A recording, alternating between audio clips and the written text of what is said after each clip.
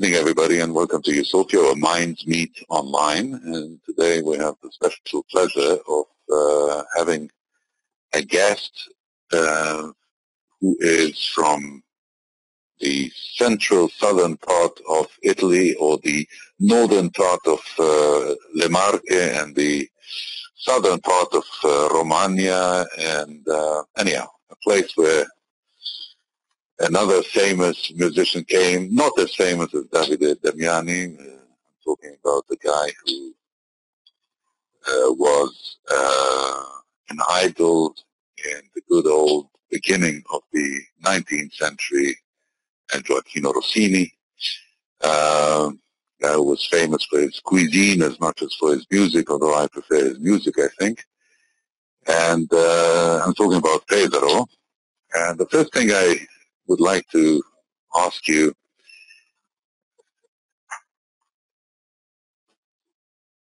you have a profession that makes home a very relative concept. Home is something in the past. Home is something of a memory. What is home to you? What does it mean to you? I mean, do you feel, are you an ex-Pesarese? Are you an Pesarese away from home? What is home for you? Home for me is Island. Island Okay. can have my peace. I can have being in peace with my love, Sandra, and a place where I can study, a place where I can take contact again with a friend. And so in this case, it's not very quiet, because when I'm in Pedro, I think no. In Siena, I try always to do a party, to invite friends, and to have again contact. Because without this, you will lose your contact with a friend, because the telephone is not enough. You have a physical, contact. That's important. And so many friends of this evening, they are here. So Alessandro or Lorenzo, they know that as soon as I come to Vienna and I have, I don't know, a week free off or something like that, I will organize with the help of Sandra. Sandra, without Sandra, would be not possible to do this. We will do a special party, and we will have a big fun. Well, I'm offering you a real island of peace, freedom, and quiet in U-Sophia. Yeah.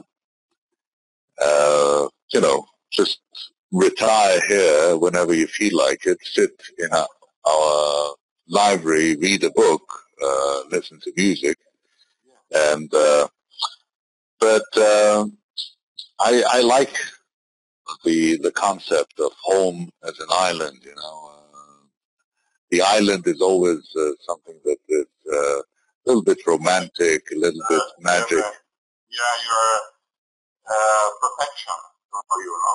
It's a protection. Yeah.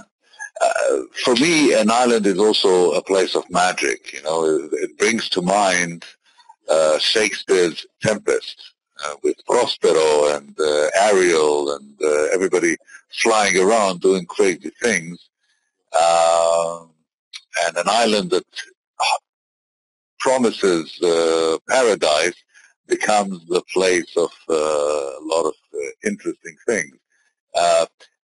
Is your island sometimes... Sorry. Even when I go home, I was, I don't know, 2 months away from home, it's really a place to travel where I want, where we want. So we think a lot about how beautiful it could be to travel, to go there or to be there, and to do, I don't know, retreatment or something like this around the world. Because when you travel for a job, you have to there, you have a contract, you have to go to Frankfurt to, I don't know, Genf, Genève, or they are paid to go there, no? And when you are at home, you are free to travel. Where do you want? With the mind, with the book, I don't know, with the Traveling with a book is always a very good place because you can really find lost friends in a book. It's really a place to find lost friends.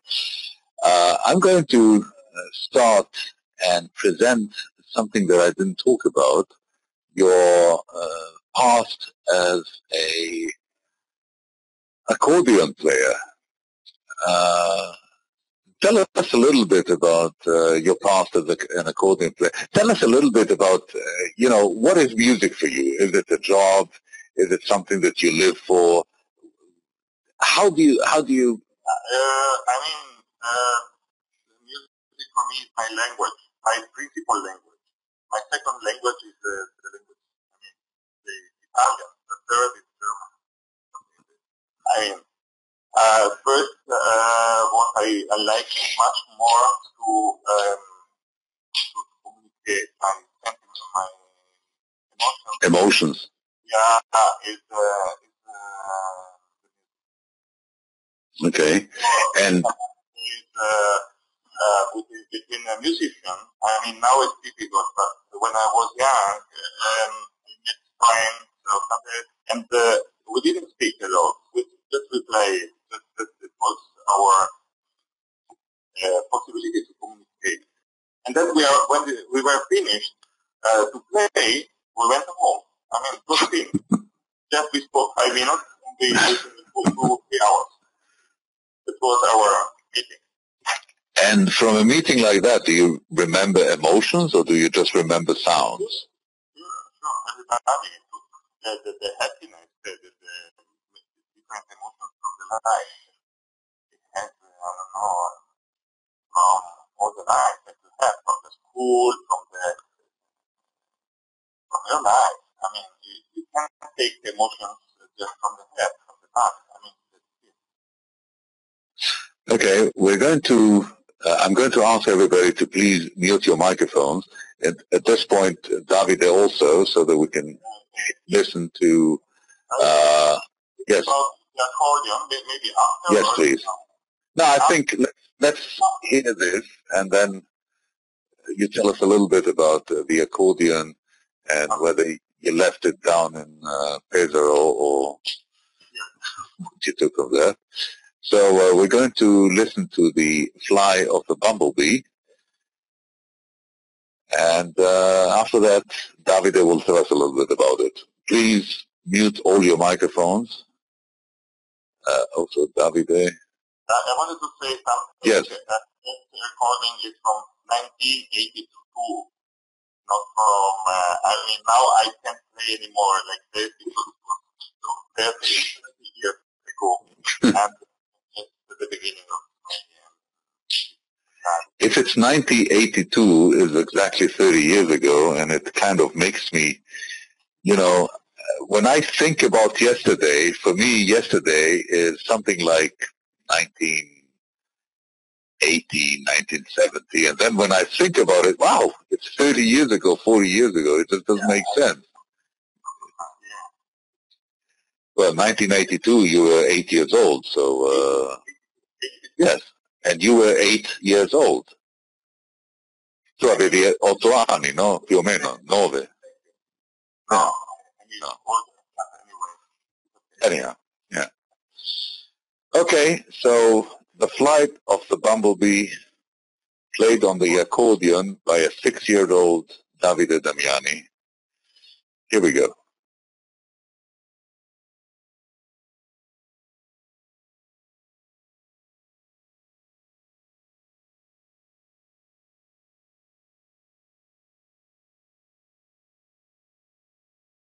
Here we don't go. Something wrong here. It was right. Did you hear it? Yeah.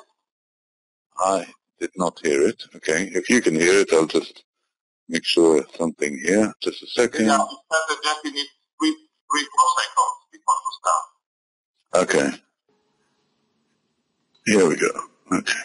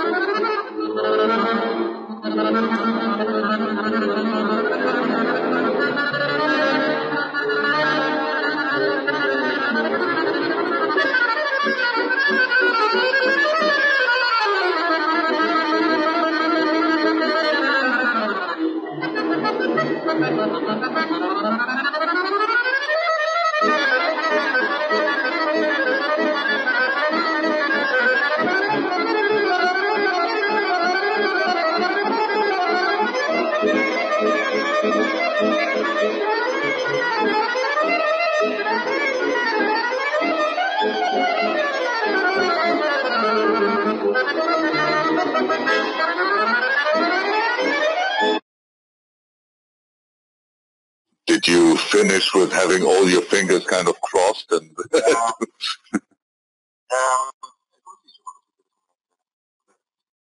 yeah, it was the best, you know. It was a piece that, I mean, I was not 6 years old. You know, I'm a bit older, no? No, we won't. That doesn't really matter. I mean, with 6 years old, it's possible to play like this, but I was, I don't know, about 12 or something. I mean, okay. Anyway, Okay.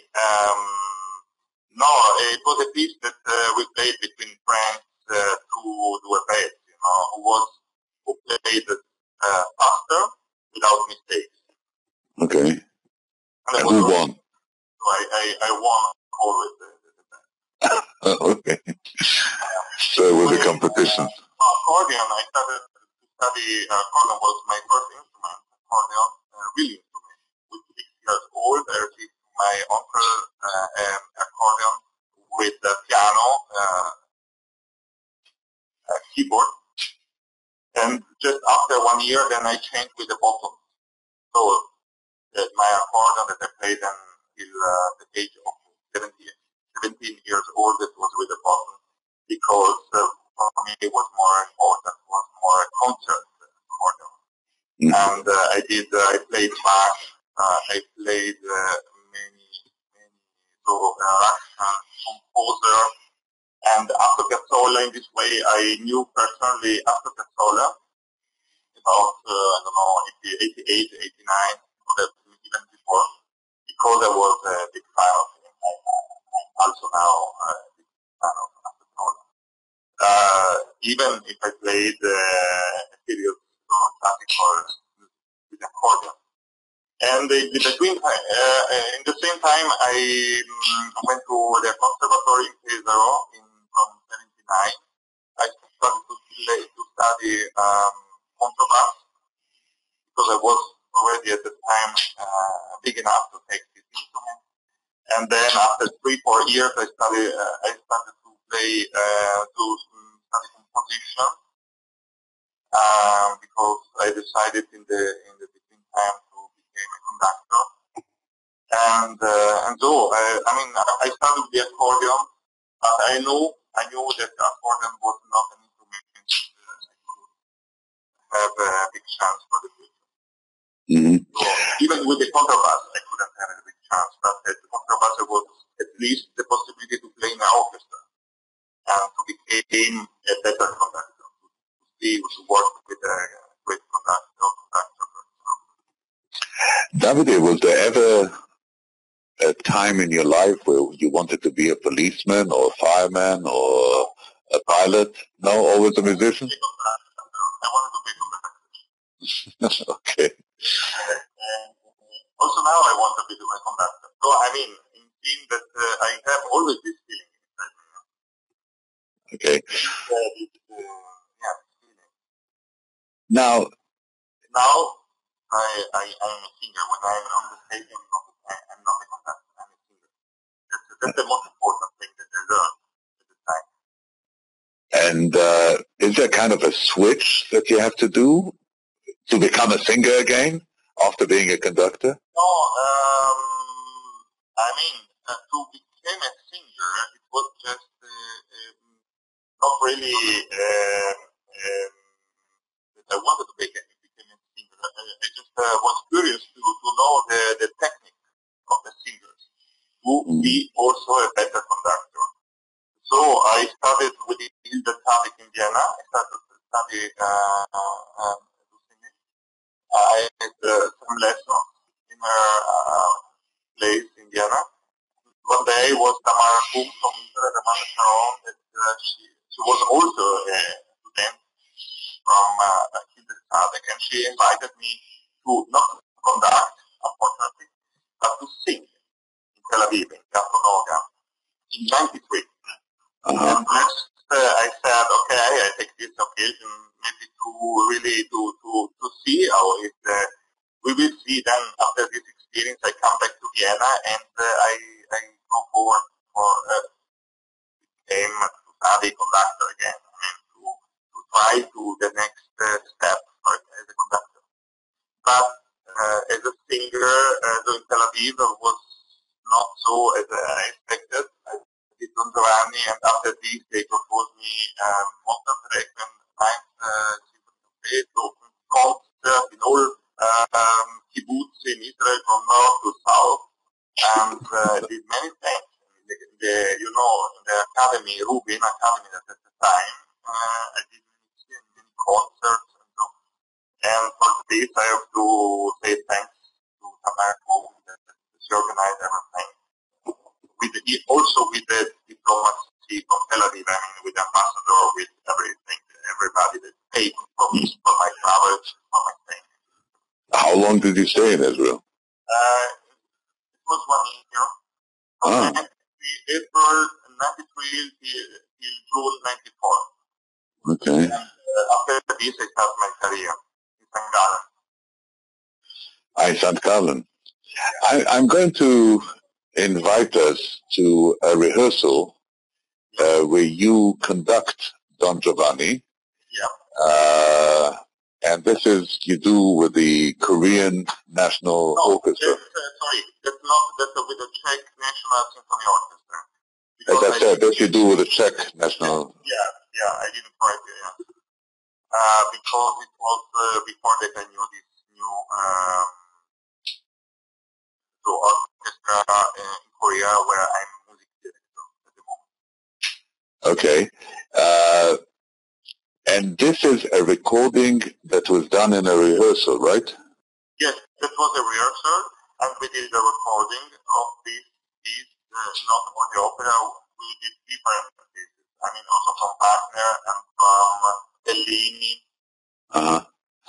So it was a kind of a highlight program. Different pieces, selection.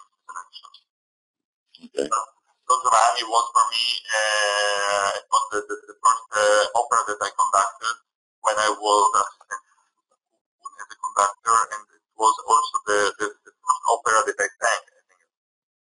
Oh, yeah? It was for me, is for me, the most, the opera that I'm most singing. Mm-hmm. More than 100. Wow. Yeah. As a singer or as a conductor? As a singer, no, as a conductor, no. Just started. Okay, so we'll please mute our microphones and listen to Davide Damiani conducting the Czech National Symphony Orchestra, the introduction to Don Giovanni, the overture.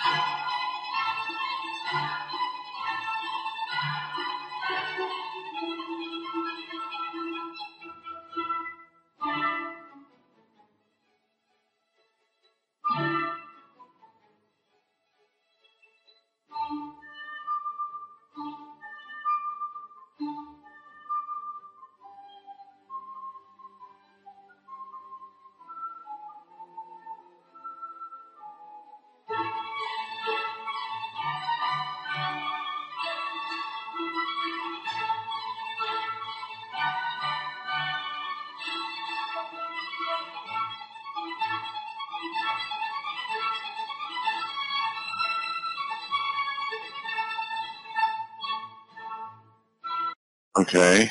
I could have listened to the whole thing, but we have a lot of things coming up here this evening, so we'll keep going. Something that always comes to mind is, what is the difference in the approach to music when you are alone there and your instrument is a whole orchestra, or when you are delivering the music through your instrument, in your case the voice? What is the difference? How do you relate? Yeah, I think conducting is more. I mean, I start from the singer. It's easier for me at the moment because singing is more inside you. I mean, you are feeling inside you. Your breath, your muscles, your position, and I'm sure you have to see your colleagues, you have to see your position, your energy, and you have to feel the orchestra, you have to be in tempo, and it's something different for sure. As a conductor, you have to be more controlling the other. I mean, a singer, you control yourself. I mean, in seeing that you control yourself, that yourself has to have everything in control. I mean, I don't know if I was clear. It's not a control with the mind. It's control with the body. It comes from itself. I mean, we tried 6 weeks. We have 6 week rehearsal to have this result. To be tempo, to be right. Conducting is to have just look, to have everything so that I don't know, for example, that trombone or trumpet, they have to be not too loud and have different colors. I mean, it's like a voice, but in 70 different parts. Mm-hmm. You have to control 70 different parts. There, as a singer, you have inside, as a conductor, you have outside. Okay. How about the meeting with the audience?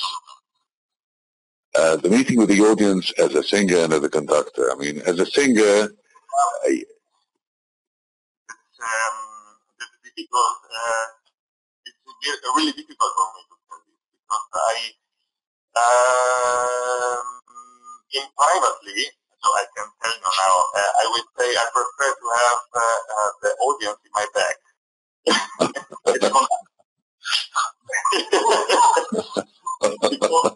because as a singer, you can't have the audience in your back because it's not possible. I mean, sometimes with some stage director, please sing this phrase and you don't see the audience. But then you have to turn because the audience pay a lot of money and they want to see your face, your expression, to listen to your voice.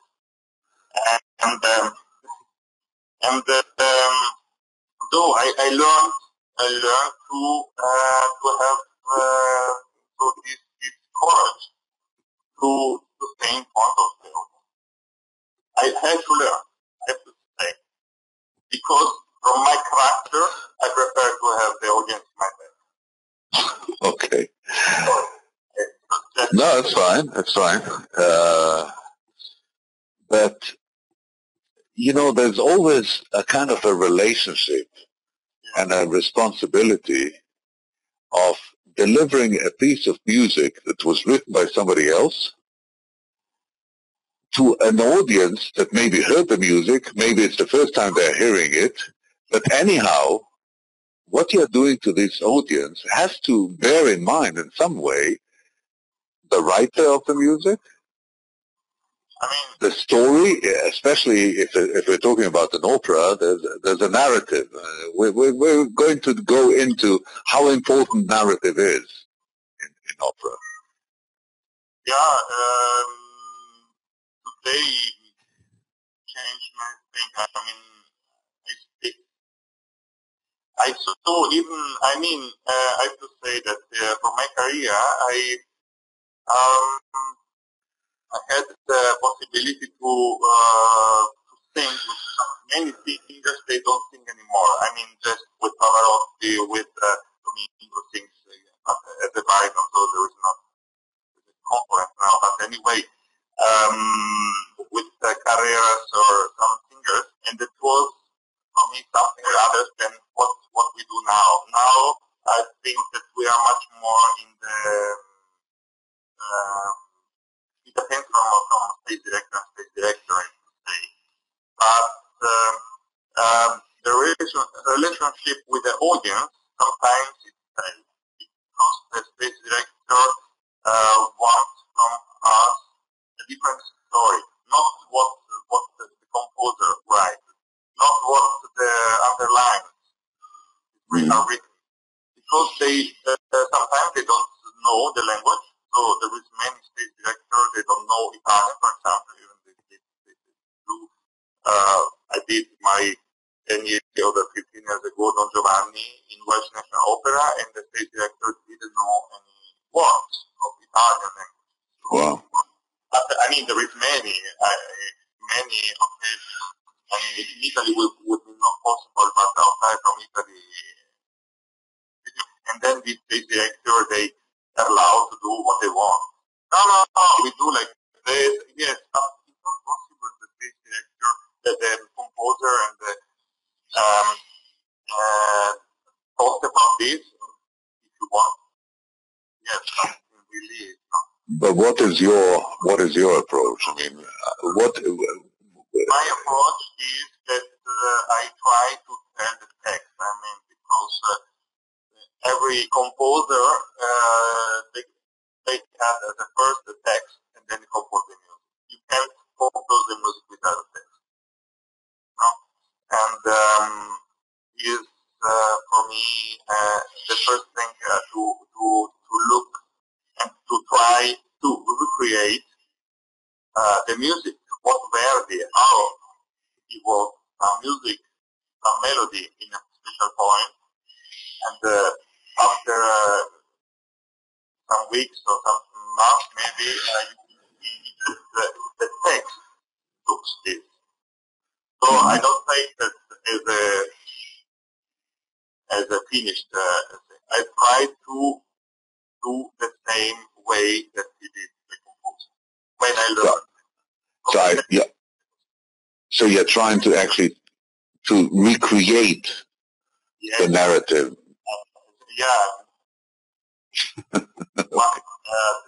A million steps under the Verdi. But at the moment I'm here, Verdi maybe,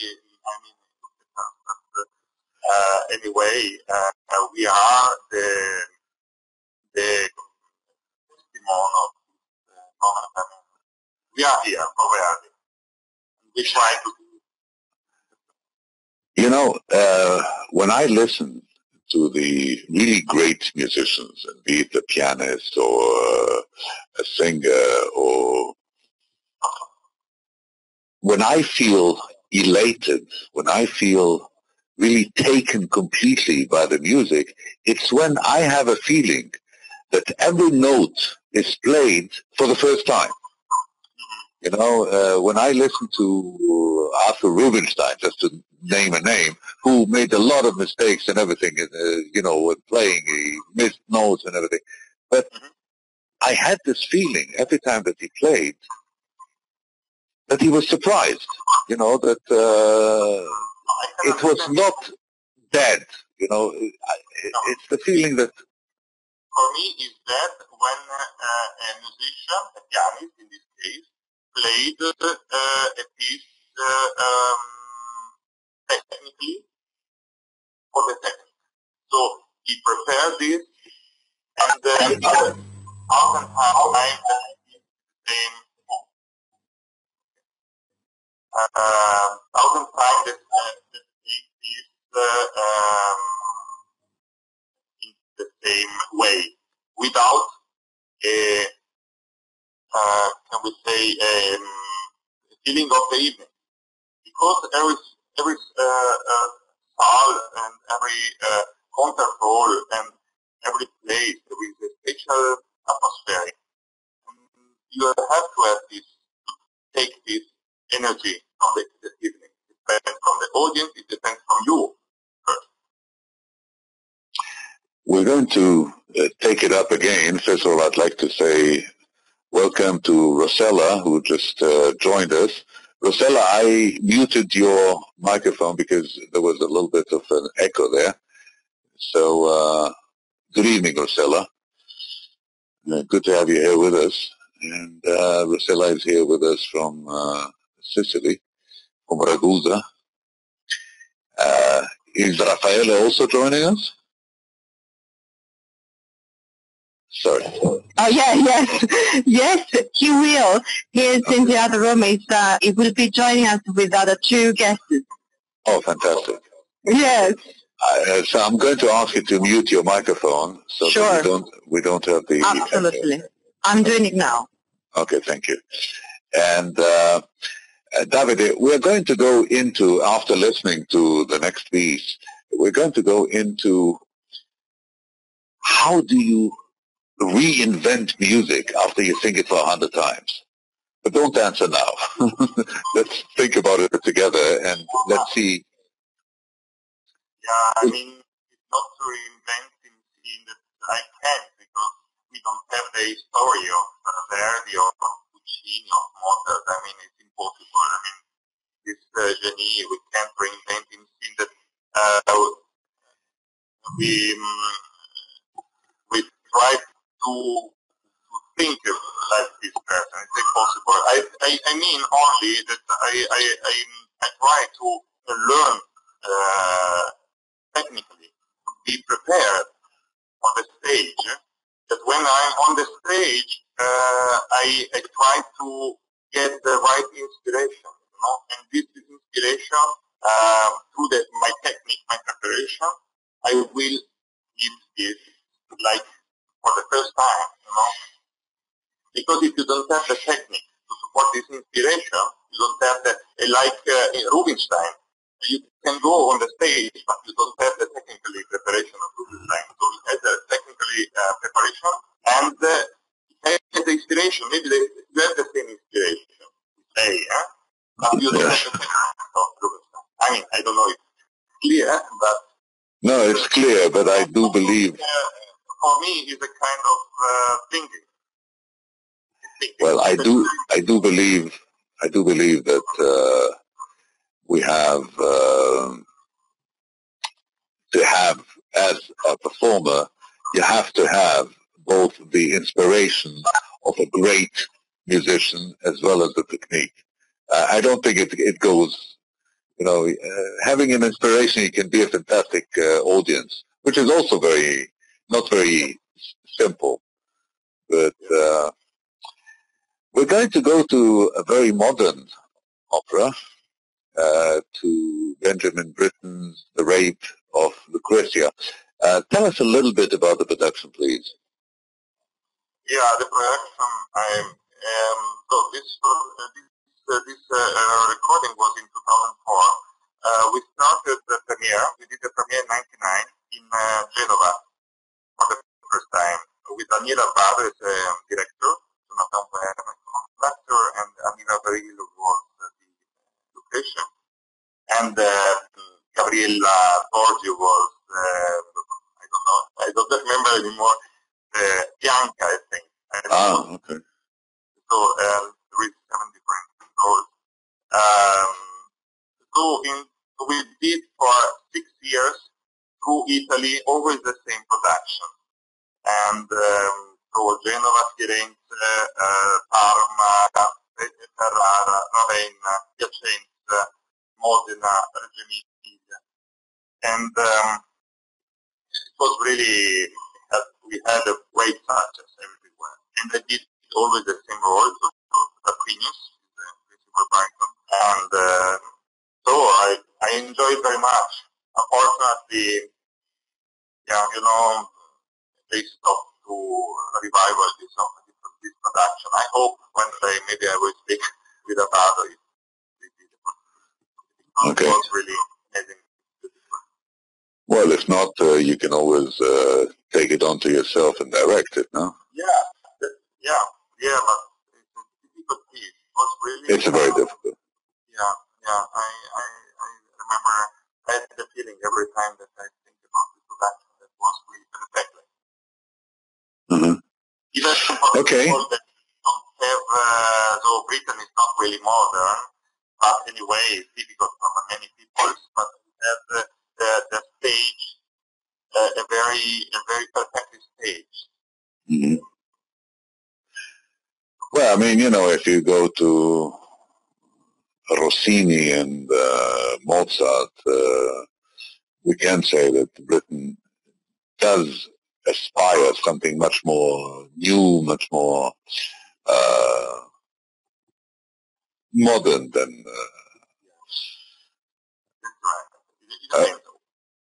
a little bit, yes.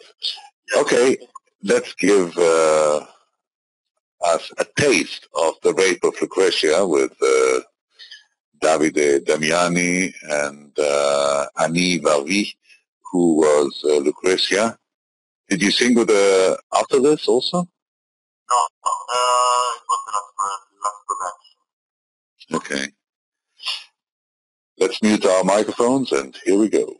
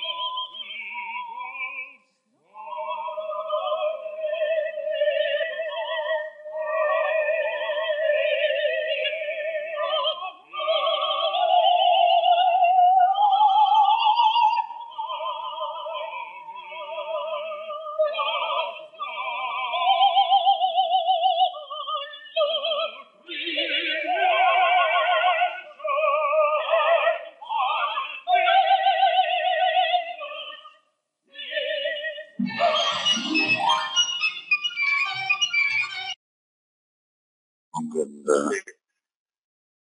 very well done. And you performed this 100 times? No, it was not the Don Giovanni. Don Giovanni I performed 100 times. Okay, but no, but you said you traveled all over Italy with this. Yes, that's right. But it was, I think, we couldn't do in every theater. I mean, we did 3 times in every theater. I think 2-3 times more, not more. I think 20 performances we did of this production. Okay. How difficult is it to do all the physical things that you're doing and still sing? And I'm also talking about Annie in this case. I remember when I started singing, my teacher would always tell me, put the hand here on the piano, open your legs, make sure that you're straight. And here you are, lying over the stage. And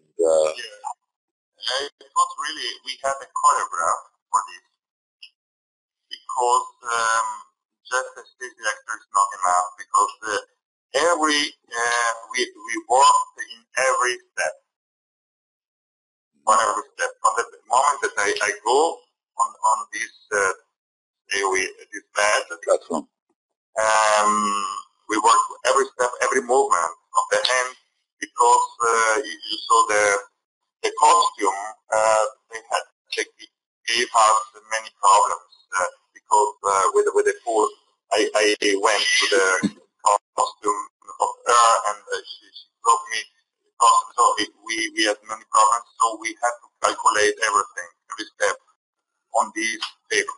For those, we worked a lot. In the beginning, in 99, every day for 3 weeks, we took 2 hours because it was a lot of work. And for this, Daniele wanted to have in all productions that we did in every theater, I was always called together with Babel. So it didn't change the protagonist. Because it was to start again, Let's go to the other side of being a successful baritone. Sure. When you're not singing, when you're not performing, when you don't have exactly the next time scheduled, how does that feel? How does that feel? I mean, you know, when the telephone is not ringing, you don't have, or you have a month that you have nothing to do. How does it feel? I mean, when I'm at home in this case, no? Because when I'm not singing, I'm no? Right. Yeah. We are in Vienna, and so we try to have some private, private atmosphere. So to have to do something together, to go outside from Vienna, take a walk, and to stay together and to go. It's very important because you are always in another city and you take many hours during a production on the phone, and then when you have a month free off between, because in this month I have to study again for the next production. Okay? So, but we will take time also to stay together with my wife and enjoy the life and so have a beautiful moment. So there is a life off stage, I mean. Yeah, because it's not only question. It's not only reason of life. I mean, the stage. Okay. It's important when you are on the stage, you are on the stage. But when you are in private, you are not anymore a singer. You are a singer on the stage. For me. Let's try and talk a little bit about the less glamorous moments of being a singer. We are going through not a very good period in opera, in music, in culture, in all over the world. I mean, I remember 40 years ago in Munich alone, there were 40 theaters, and all were sponsored by the government. Today, I think there are 4 or 5 in Munich.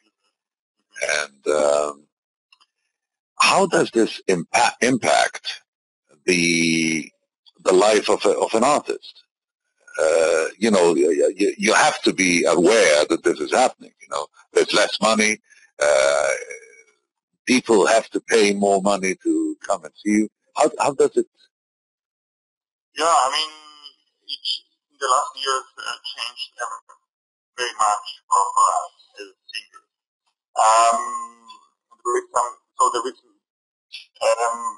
cases where the theater, I don't know, 2 weeks before to start the rehearsal, they asked us to cut the cash for 20% or 30%. Wow. That would be not so bad. I mean, there is other possibility where you are not paid for 1 year, 2 years after the end of the show in the theater. They say yes, we will pay the next 2 weeks, and then after 2 years you wait. And in Italy at the moment it's a catastrophic situation. But what can we do? We can't take advocate for every theater that we are not paid. So we try to work in other theater and to get money from the other theater outside from Italy. Maybe that's more sure at the moment. But anyway, I see now 2 CPEs of the Cantori Professionisti d'Italia, the association, how can we say in English? Association, yeah. Association for most of the Italian singers. Now I start to sing German, but anyway, we try. I mean, I did a school in Zurich, and I tried to already from 5, 6 years ago to see the reality of this situation, for example, in Italy, that is a dramatical situation of the singing in a theater in Italy. But many singers, they don't know, they don't want to be interested about this situation.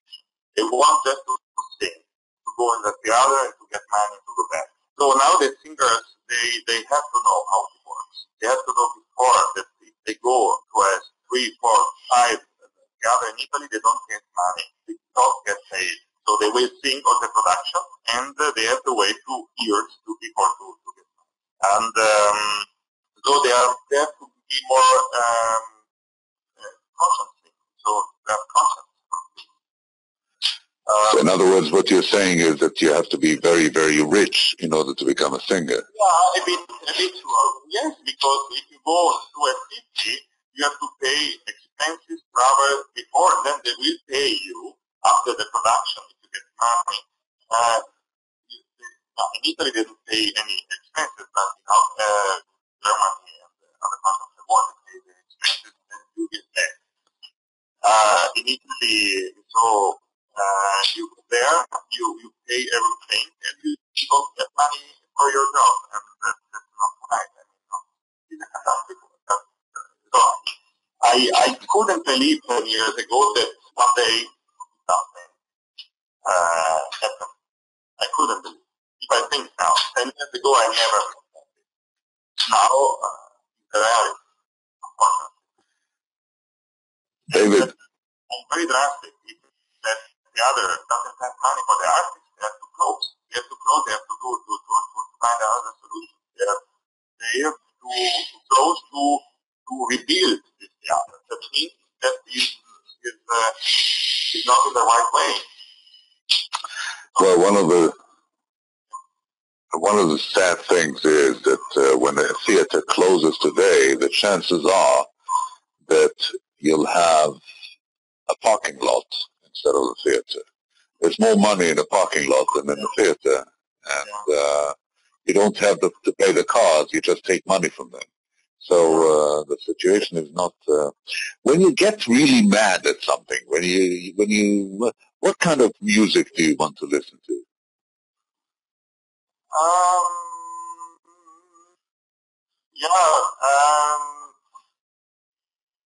Normally I try to get something that will take me against in balance. So for me, one piece very important is the fifth symphony of Mahler, played by Mahler's instead. So they recreated with the technology through this role recording the interpretation of this symphony by Mahler itself. So for me, it's a very important piece, and I don't know if you... Yeah, we have it here, and we're going to listen to it. I mean, we have play a piano, which is a technique that obviously does not happen anymore. I see that somebody wrote quite a lot here, and I'm going to see what it is. My internet connection is not good, says Raffaele Schiavo, who is down with Joe and Jennifer Schettino in Ragusa, and they're saying that their internet connection is not very good, so they'll probably have to leave, not to live. I stand the plethora of Davide's talent as a musician. He finds it to be very, very talented as a conductor and a singer, and at the modesty, and he appreciates the modesty with which you speak. Please let me know. He wants to tell you in secret that you're also a great entertainer at home, he says. So, I don't know. Do you know each other with Raffaele Schiavo? No, I don't think so. Okay. I don't know if Raffaele is still with us. Let me see. We have Alessandra Bellissimo. We have Alessandra Bellissimo here with us. The take off the mute? Yes, sure. Buonasera. Hello. Buonasera. Hi, Alessandra. My dad, Umberto. You don't feel well, or you're in bed for other reasons, or? I think No, my father's name is Umberto. We are both here. Can you hear us? Just a second. Let me see. Okay, yes. Hi. Now I can see you. Okay. Where are you physically now? In Naples. In Naples. Okay. And do you know Alessandra, Davide? sure, we have a good friend in Vienna. Ah, okay. He lives in Vienna. You live in... His father, his father is in her father, sorry. Her father is in Albert. Okay. Okay, fantastic. Are you also a singer, Alessandra? No. I'm a physicist. Totally something else. Okay. What do you mean something else? It's always to do with making life easier for others, whether you sing to them. So, okay. Let's try and bring back Gustav Mahler from wherever he is today. I'm sure that he's not dead, as everybody says. Somebody like Mahler, like Mozart, like Bach, they never die, they just become something else. And so here we have Gustav Mahler in a player piano. Player piano is this technique that they used to have once, where they took a roll of metal and they had pins on it, and according to the pins, they could then put it back into a piano and roll it, and the pins...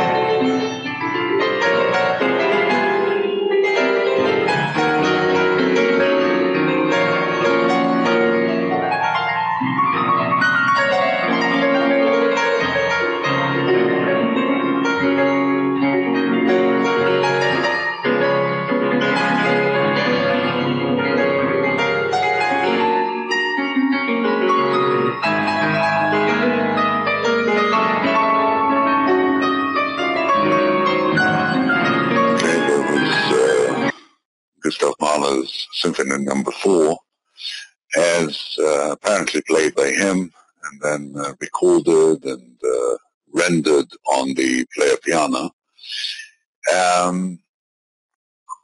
Davide, you performed and worked with so many very, very famous conductors, from Raffaele to Zubin to Daniel Oren. With Daniel Oren, you worked in Israel also? Or? No, I did Bohem for the 100 years in Turin. So in 96, with Pavarotti, Gallup, and Training, was shown out. Mm-hmm. It was a great moment of my career, so just in the beginning. Okay. And with Zubin, 95, it was also in Vienna State Opera. I did Jerusalem. Yeah, which I put on our Facebook page, because it's such a beautiful, I mean, it's very long. And right, no, absolutely, that's a big opera. But it's a beautiful opera. Yeah, also there with Jose Carreras at the time, with Samuel Remy, and Elian Coelho, and Robert Carson as the director. Mm-hmm. How is it when you get a telephone call? Yeah. And they tell you, Maestro Zubin Mehta would like to meet you? How does it happen? Yeah, I mean, it depends. It's always different. It depends. Sometimes it started just this out, want you for this production. You don't know who will contact, maybe. They don't say to you. And then just after, or do you think for a different conductor, and then you want to, or the stage director wants you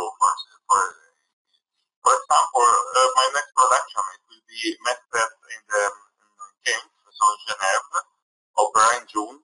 And 2 years ago, I met the intendant there for another question.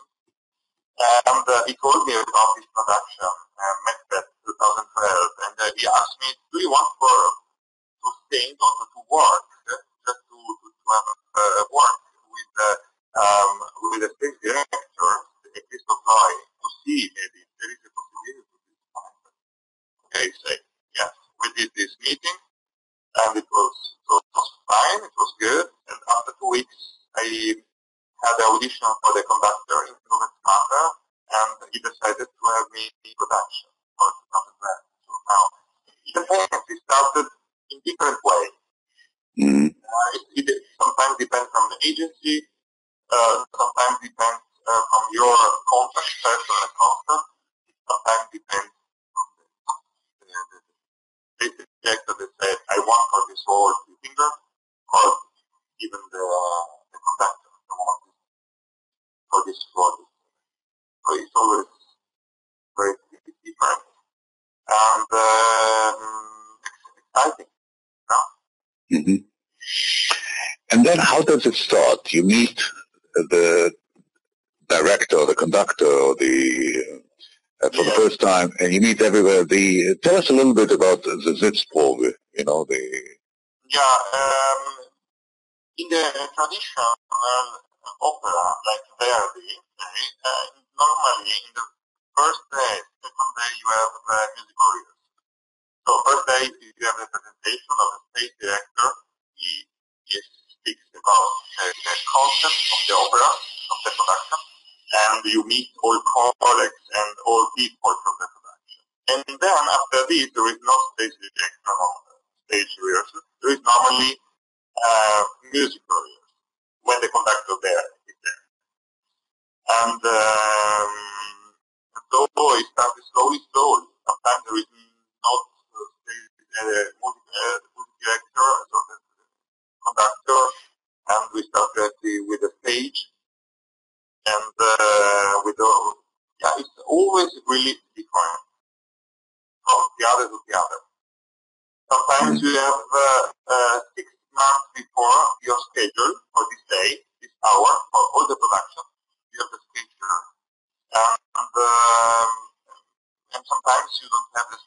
day before. They call you just in the evening and say, tomorrow you will have a rehearsal at 12 o'clock. Then you go at 12 o'clock. It's not at 12 o'clock. You have to come back at 12 o'clock. So always be very flexible. And do you come prepared? Absolutely. Do you know the music before? Yes, that's the most important thing. I mean, you can, if you work a lot of, you don't have time, and the opera is very modern, and it's more difficult really to learn by memory at home or with a pianist. Maybe you don't know really how it is the first day. But if you sang already the production, or you have to sing there with Traviata, Gemot, even the first production that I did from Gemot, I knew already by memory without to study, because Traviata, we don't learn Traviata, we are already born with Traviata. I say, I mean, it's part of our tradition. Okay. We're going to jump again to Hens's Elegy. Could you tell us a little bit about this production? Yeah, it was December 2005. I accepted this production because, first of all, it was the chance to work with Davide Damiani, one of the greatest stage directors of the last 30 years, 40 years. And it was for me a great opportunity. And then this opera, to the role of Gregor Mehta, is a crazy poet. And as I saw the music, I say, wow, it's incredibly difficult. Because Hense, so it's living. And the premiere is what's the name of the famous leader, Ishadiso, in Munich, 52. And so I accepted this freedom challenge. I arrived to the first rehearsal, not really, I mean, I started for 2 months just this. 2 months I started, really. I think I was so Alessandro that listened. I think Alessandro, I started also with you this piece, yeah? Alessandro. Oh, okay. Alessandro. Okay. Anyway. Yeah. Yes. We studied together this piece. Yeah? We studied just a little. I remember just. You remember? You already. For the English, for the English, I needed really English mother language, because so we had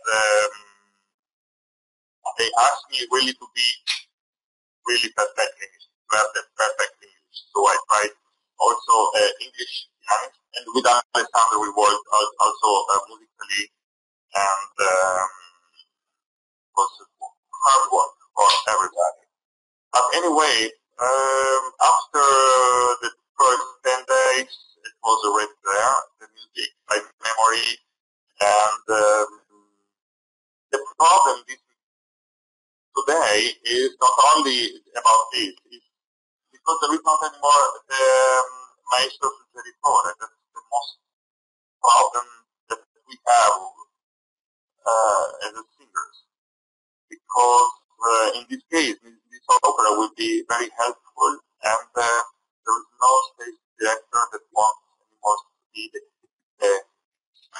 little cage. The whisperer. Yeah, alone. On the stage we're alone. If we sing the Traviata, even if we sing Ente, so we have the studies and we really amazing to learn by memory. Okay, we're going to listen to a piece, the Elegy for Young Lovers. One of the aria is the drums here. I just want everybody to take note that Davide is realizing a dream of his, and he's actually singing with his back to the audience. So, there is many. I mean, I remember this. It's not because it was in Jerusalem by Verdi in Vienna, the Vienna State Opera.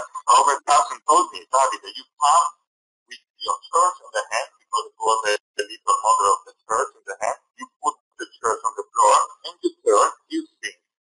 Like, wonderful. So in the Vienna State Opera, my first premiere, it was December 95, and I turned back. Mehta told me, Davide, it's okay if Robert Carson was like this, but turn a bit to me. So, it's very important. you have to see it. Yeah, we started the opera in this moment, and you come and you turn, it's strange. So turn a bit that we can see here. So the second experience was with this. And then also here in Frankfurt, I do Michonnet in my area, Ecco il monologo, I sang in the band. Not because I wanted to do this, but because we use this responsibility. And the stage director said, Davide, there is not orchestra here, and everybody will listen. I mean, now we have to do everything. I mean, 20 years ago was not possible with the other stage director. I mean, other singers who wanted to stay there in one area was other areas. Okay. Yeah. Then I didn't work. It was another moment, but I would love this. It was in Split. I did Nabucco in 2004. In the premiere, I came with a horse. This is Nabucco. I came. I was a bit emotional. Yeah, I was a little bit nervous. Very nervous, yeah. The horse feels my nervous, that I was so nervous, and I came on the stage and he turned back. So my first place I did on the neck, on the wall. It was very funny because it was a broadcasting live in this evening, and I will always remember this moment because you come with a horse, and then in this moment the horse turns. Wants to go home with me. I think the horse wants to be a conductor. We wanted to be a conductor, yes. I couldn't really. I tried to stop, but without. Anyway, I mean, it's not really. And when you are on the stage, the first impact, you have this feeling that you have to confront your personality with the audience, 2,000 people, 1,500 people. But then, through the evening, when you are feeling situation, mood, then there is just in the beginning. Okay. So let's listen to Elegy for Young Lovers by Henze, sung by Davide Damiani. And he promises that he will turn towards us. Please mute all the microphones.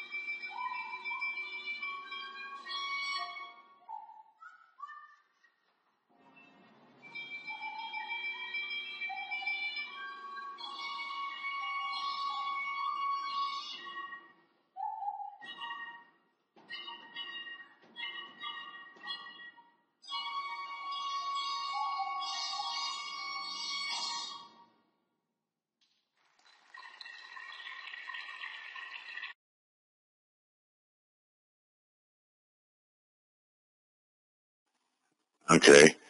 This was Elegy for Young Lovers by Henze. And we have a request to go to something more or less modern, which is obviously fine with me. I must say that I like Henze very much.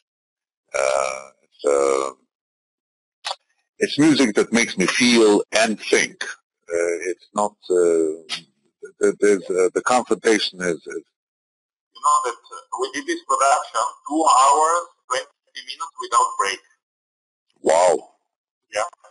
And this production, they took to Napoli, and they took there for another cast, and the orchestra refused to do without break. Of course. And Pizzi was very, he didn't get on the stage on the premiere because he wanted without break. So anyway, as you see, in every theater it's always different. It's different.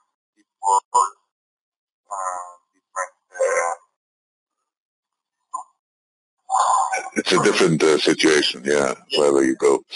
I'm going to invite everybody to join us in a voyage in time, and we're going to meet somebody who left us quite some years ago, Luciano Pavarotti, and I'm talking about the meeting that you had with Pavarotti in Elisir d'Amour. Could you just briefly tell us a little bit about that? Luciano Pavarotti was the first person that listened to me in 86. 12 years before this production. I received I was in Pisa as a student in a conservatory or the conservassist and composer and many things. And somebody told me that they thought that I could have also a voice to sing as a singer. And because I spoke always in this with this timbre. And then I tried to have a lesson from to a teacher from the conservatory, but in the first moment I was tenor, second moment was the baritone, third moment I was bass, and then after I was controtenore, and then I changed my sexuality. So it was very bad. It was a very bad situation in the conservatory. So I decided to go directly to one that I thought is the best, Pavarotti. Normally, Pavarotti was always in Pisa in summer because he had the dance. Yeah, and with La Mamma. That's right.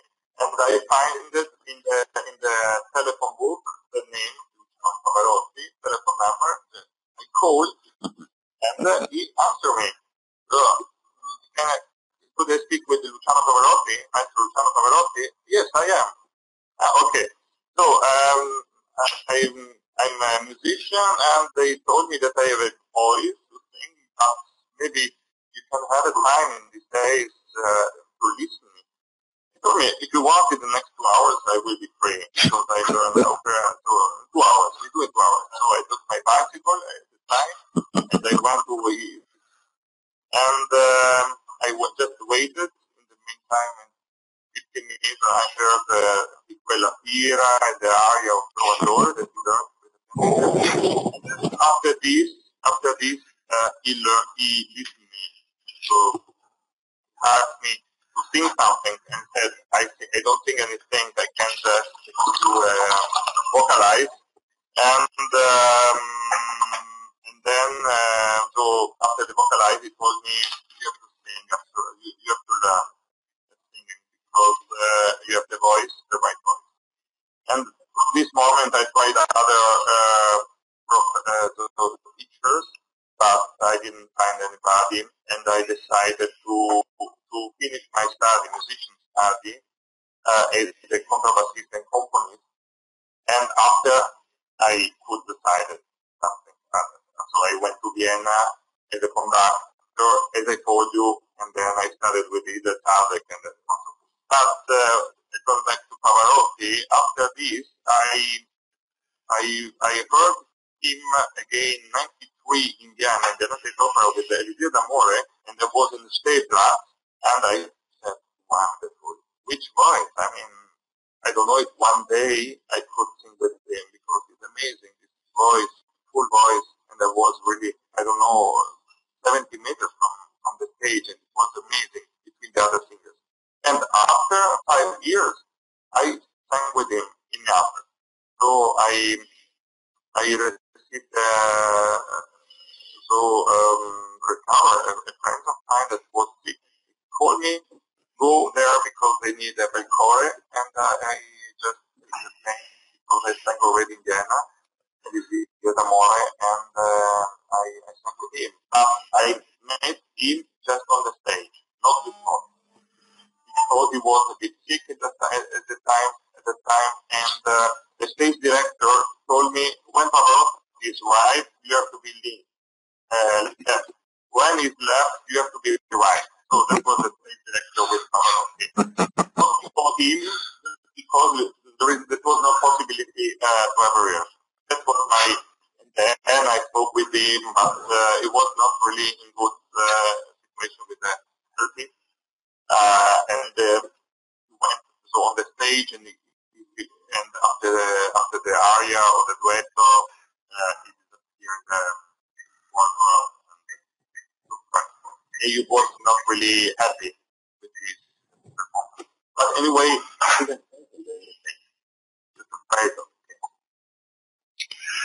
okay, so Elisir d'Amor with Luciano Pavarotti and Davide Damiani. What year is it? It's San Carlo di Napoli. What year is this? 98. 98. Okay. Okay. Please mute the microphones, and here we go.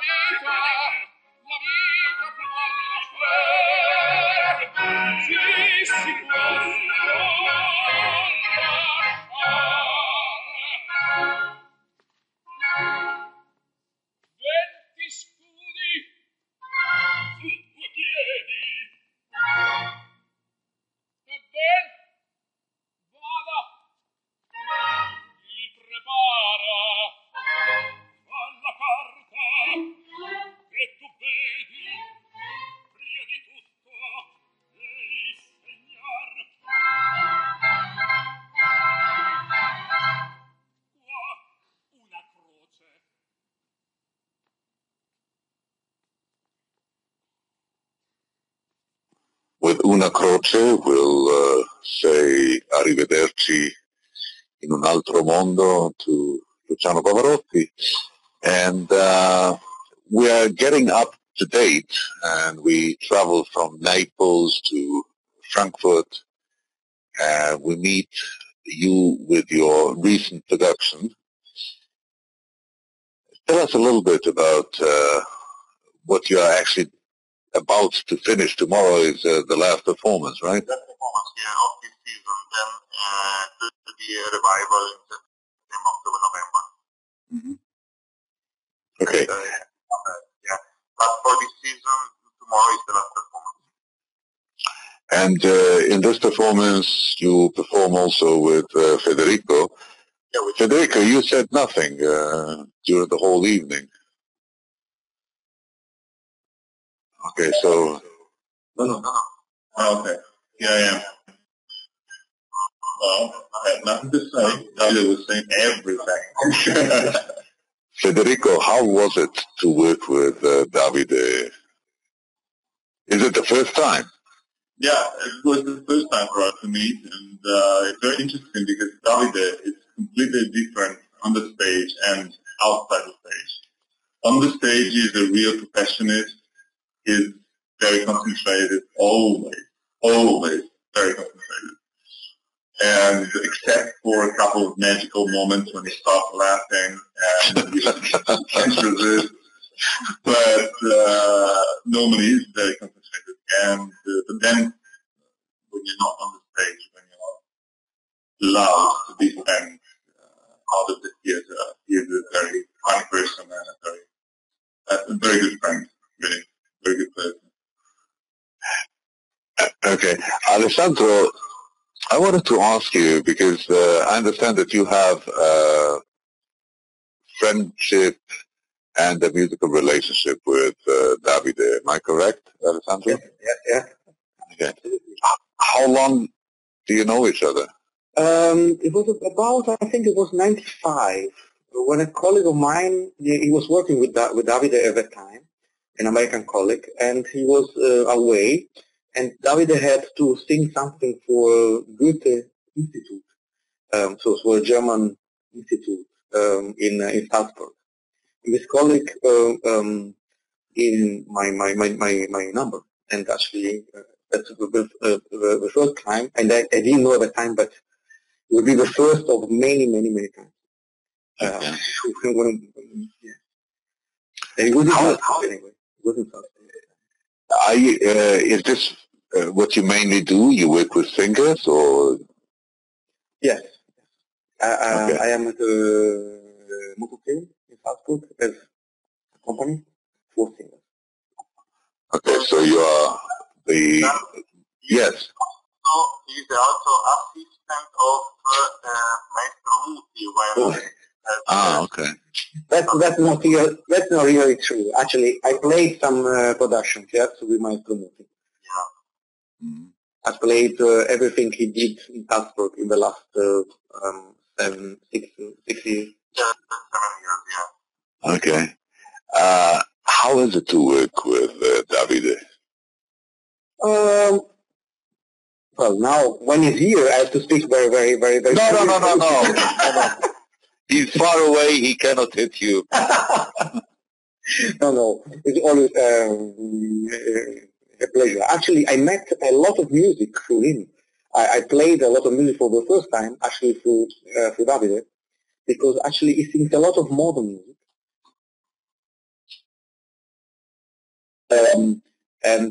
It was actually very often when I had to play things I hardly knew at the time, like Voli Notte, The Young Lover, The Elegy for a Young Lover, and the Modern Piece. Now he did in Naples a very crazy piece. So a lot of things he did. I met through him, which is very good. And then of course a lot of classical repertoire. Verdi. Now we will learn Macbeth together. And now Macbeth, exactly. Now Macbeth. Okay. It's not a new Macbeth, it's the Macbeth that we all know, no?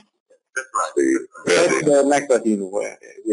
But with another ending, I think. The Italian ending, 47. Ah, okay. Okay. Davide, you have a message that was written to me, but it was actually to you, from Raffaele, saying, Davide, sei un artista fantastico, bravissimo. David, you are a fantastic artist. I like you. We will bring this evening to an end so that we have a lot of appetite for the next one with Misone, which is from the production that you are currently singing in Frankfurt. Who is the conductor and who is the director? Director is Vincent Boussard, and we have the pleasure to have Christian Lacroix as a costume designer. And the conductor is Carlo Montanaro. He's a young Italian conductor that becomes much more outside from Italy. And so we will do in next December, January in Warsaw, also Don Carlo together. Oh, yeah? We do my debut as Rodrigo.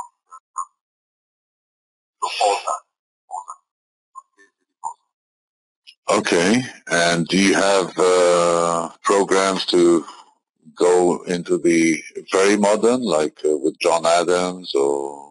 No. At the moment, I'm happy. So we 2017 is with the Verdi year and Wagner. Okay. But I will concentrate more in Verdi. So I will do my debut, 5 debuts in 1 year. So I will do I should. So is the opera that I can't say the name. The role is from Don Carlo di Vargas. And then Macbeth, and there's also Tosca. It's not Verdi, it's a Puccini, not mistake. But they will do not only Verdi. But so Don Carlo, very important for me. I want to also sing Don Carlo from Verdi. Okay. I would like to really thank you very much for being here with us and making a gift of your personality and of your skill and talent as a musician. I don't even want to say as a singer, because what I find outstanding is how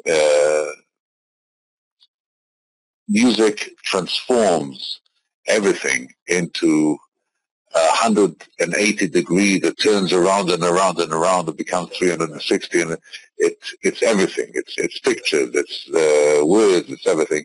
And being an opera singer and a conductor, you're not only a musician. You're a performer. You bring everything and make everything happen in your very, very special way. So here we are with Misone.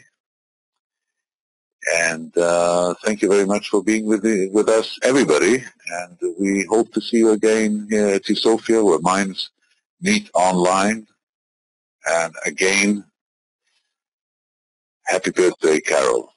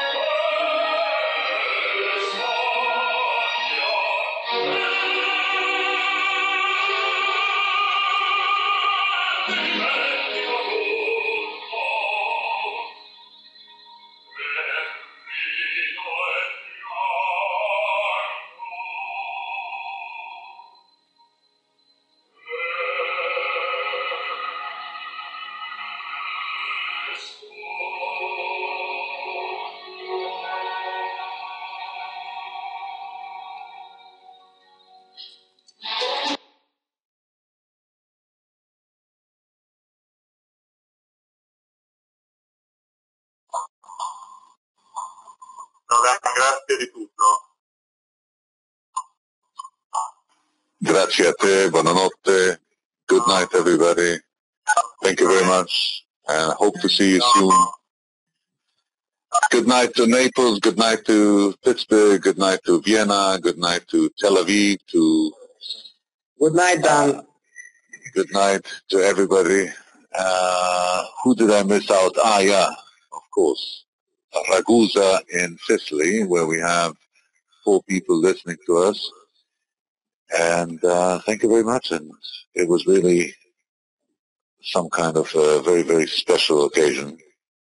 Good night. Thank you. Good night. Good night, Dan.